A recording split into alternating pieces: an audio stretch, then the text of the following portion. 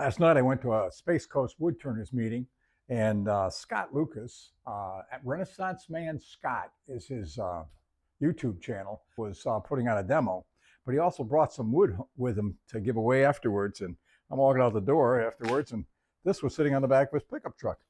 There's a piece of cedar. And you know me, I says, if I get an opportunity to do something new, this is new to me. I've never done a piece of cedar. I've got 29 different pieces of wood or species of wood that I've done. And so I guess this will be 30. Now I got to do is figure out just what I'm going to make out of it.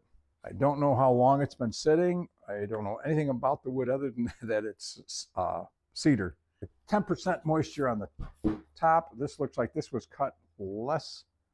Yeah, this is at 14.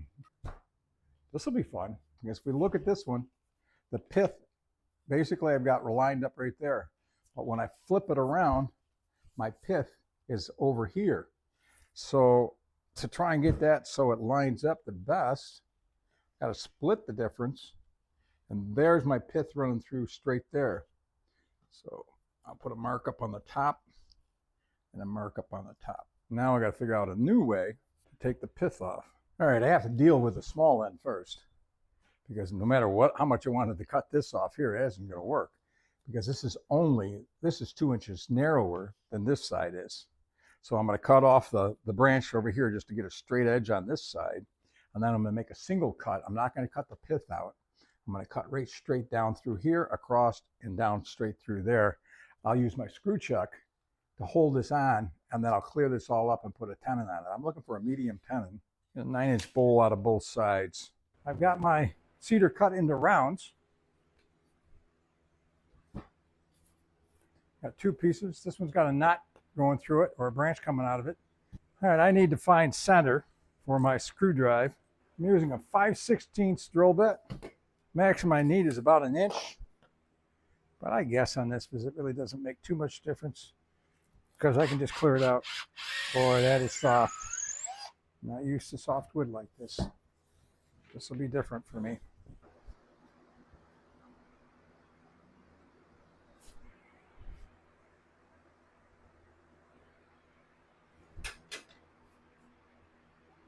Snug it up. Pick up the tailstock and hold it. A little bit of pressure. Got a 1/2-inch bowl gouge. One thing I got to tell you, I love the smell of it. Gotta get rid of the bark down at the bottom here a little bit. I might be able to do that just by putting the tenon on. Jeez, that's pretty.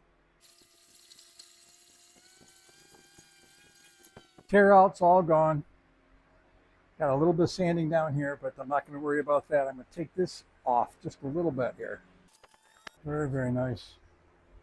I'm going to flip her around and put around my, let's get rid of the base here. This is wet. She's actually squeezing water out of the bottom here. I'm going to check my moisture content now that we're inside the wood and find out what we're at, because I may have to do this in 2 stages. Yeah, this is 21 now. As we get closer to inside the wood, the moisture content is going up. So I'm going to do this in about a 3/4 inch thick. I don't know how much it warps. What I just did was I was at a 1/2-inch bowl gouge, Thompson bowl gouge. This is my 5/8 Carter and Son. But just roughing it out here, it's easier to hog it out with a bigger gouge.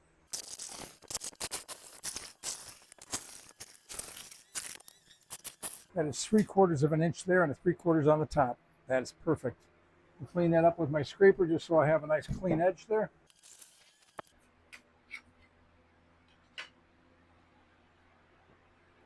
Cedar. That's going to be a pretty bowl. Set that off to the side and do the next one. Got some neat designs in the bottom here. This is some pretty wood.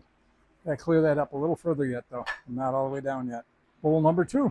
I love the bottom. That's going to be really cool. So I've got this cleaned up real quick here, and I'm going to put some anchor seal on it.